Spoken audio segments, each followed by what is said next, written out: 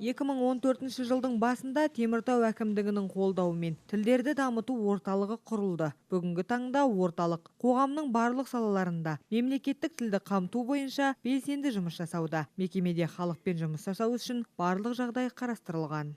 Теміртау қаласы тілдерді дамыту орталығында тегін түрде азаматтық мемлекеттік қызметшілерді оқытамыз. Мемлекеттік тіл, ағылшын тілі және осы 2018 жылдан бастап орыс тілі. 2014 жылдан бастап мемлекеттік тілге 1000-нан астам тыңдаушы қатысты, ағылшын тіліне 600-ден астам қатысты. 2018 жылда орыс тіліне 50 тыңдаушы қамтылған болатын. Енді мемлекеттік тілді қазтез стандарт негізінде деңгейлер бойынша оқытамыз. А1, Б1, А2, Б2 деңгейлер бойынша.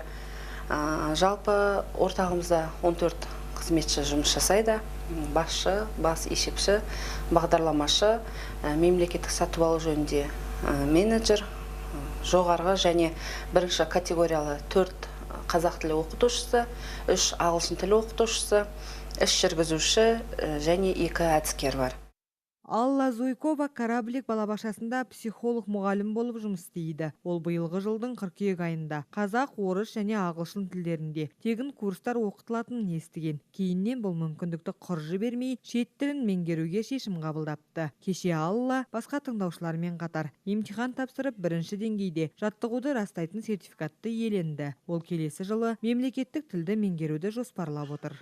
Именно у нас в детском саду Біздің балабақшаға 3 тілді тегін үйрететін курстар бар екені айтылды. Өткен жылы менің біраз әріптесім оқыды. Кейін олардың осы курстарға деген пікірін білгеннен соң мен де оқу керек екенін түсіндім. Әрине, тегін дегенде сапасыз деген пікір қатар жүретіні баршаға мәлім. Бірақ бұл жерде барлығы терең түрде оқытылады. Мамандар өте білікті әрі адаммен жұмыс жасауды біледі. Бүгін міне 3 айда алған білімімді дәлелдемекпін.